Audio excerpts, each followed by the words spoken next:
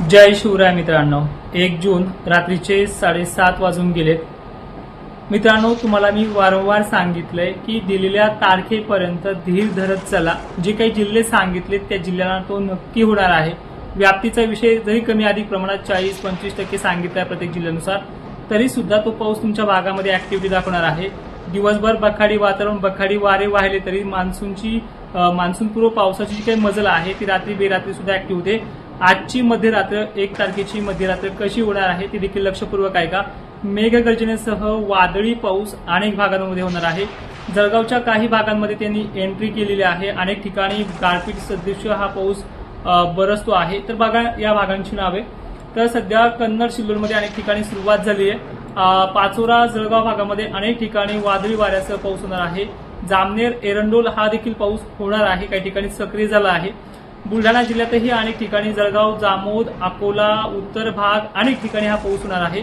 मग आता उशिरा रात्रीपर्यंत हा पाऊस सुरू होईल। अकोला, अमरावती, वर्धा, नांदेड पट्टा, हिंगोली, वाशिम मध्ये देखील आजची मध्यरात्री असणार आहे।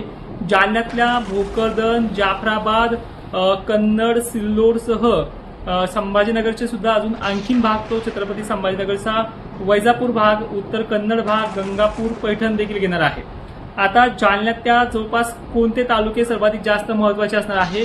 भोकरदन, जाफराबाद बरोबरच बदनापूर हा सुद्धा भाग असणार आहे। घनसावंगी पट्टा, मंठा पट्टा, इकडे लोणार पट्ट्याला सुद्धा 1 आणि 2 तारीख दिलेली आहे मागच्या व्हिडिओमध्ये, त्याचप्रमाणे असणार आहे। पुन्हा मेहकर हा देखील भाग असणार आहे। रिसोड सुद्धा असणार आहे। भाग व्याप्ती गावं सोडणारी जरी असली तरी अनेक ठिकाणी तुम्हाला मध्यरात्रीपर्यंत अचानकच वारं किंवा विजा पाहायला मिळतील अशी परिस्थिती आहे।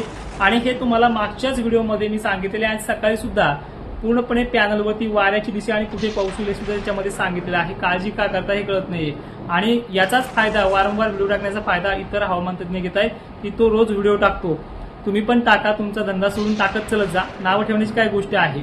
आणि एक महत्वाचं असं आहे की जवळपास हे काही 1 आणि 2 तारखेपर्यंत मर्यादित नाहीये, हे अनेक दिवस चालणार आहे। 6 तारखेपर्यंत चालणार आहे आणि 7 तारखेच्या आसपास कोकणामध्ये, मुंबईत सगळ्या ठिकाणी मान्सून पण येणार आहे। आजच्या रात्रीचा 1 तारखेचा पाऊस जो आहे तो नांदेड बरोबरच परभणी आणि बीड जिल्ह्यातही पहाटेपर्यंत का होईना येईल अशी शक्यता आहे। आता बीड पर्यंत जाईपर्यंत बाष्प संख्या किती राहते हे सांगणं कठीण आहे, पण गेवराई पट्टे, शहागड पट्टा, खाली माजलगाव पट्टा, वडवणी पट्टा, परभणीचे देखील सेलू, मानवत वगैरे तालुके सुद्धा आहेत। तिकडे चारठाणा परिसर वगैरे सुद्धा भाग आहे। जिंतूर पट्टा सुद्धा आहे। आणि याच्यामध्ये विजा आहे, रात्री बेरात्री वारं कौर आहे, त्यामुळे जनावरे सुद्धा तुम्हाला चालण्या जरी असतील तर सुरक्षित ठिकाणी हवा। विशेष करून इशारा असेल छत्रपती संभाजीनगर, जळगाव, बुलढाणा, सिंदखेड राजा, साखरखेडा परिसर, जालन्यातल्या अनेक भागांना हा इशारा सुद्धा असणार आहे। आणि विषय विनंती अशी आहे की एमपी कडनं हे पूर्ण बाष्प महाराष्ट्राच्या दिशेने येते, डब्ल्यूडीचा आहे आणि पूर्णपणे गरमीच्या लेवलपासून बनलेला आहे। दिवसभर वारे आहेत, ढगाळ वातावरण झालंय, दुपारनंतर ते विरघळून गेलंय, पण याचा अर्थ असा नाही की तो येणार नाही। जी सिस्टम तुम्हाला सांगितलेली आहे 31 तारखेला सुद्धा, त्याचबरोबर 25 तारखेला सुद्धा, 27 तारखेला, हे सगळे व्हिडिओ तुम्ही जे 8-9 मिनिटाचे व्हिडिओ असतात ते 2 मिनिटं पाहायचे नाहीयेत, यामध्ये बघा। आणि जिथे फक्त हवा आहे या ठिकाणी सुद्धा विजांचा लखलखाट लवकर पाहायला मिळेल अशी ही कंडिशन आहे। आजची 1 तारीख खूप महत्वाची आहे आणि तुम्हाला मी वारंवार सांगितलं की 2 आणि 3 तारखेपर्यंत कमेंट्स पाऊस कधी येईल अशा करू नका। त्यामध्ये दिलेला जो लांब व्हिडिओ असतो, मोठा व्हिडिओ असतो, तो एकदा शेवटपर्यंत पहा। मागचे 4-5 व्हिडिओ चेकआउट करा। आणि जे कोणी 4-2 लोक जे काही कमेंट करतात निगेटिव्ह, तुम्हाला जर कळत असेल तर बघण्याचा प्रयत्न करा। काल देखील अनेक ठिकाणी पाऊस झालाय, व्याप्ती कमी आहे, पण आज संध्याकाळी सुद्धा अनेक ठिकाणी हा पाऊस होईल, त्यामुळे सतर्कतेचा इशारा उत्तर महाराष्ट्र, विदर्भाला आहे। मराठवाड्यात सुद्धा अनेक ठिकाणी हा पाऊस रात्रीपर्यंत होईल।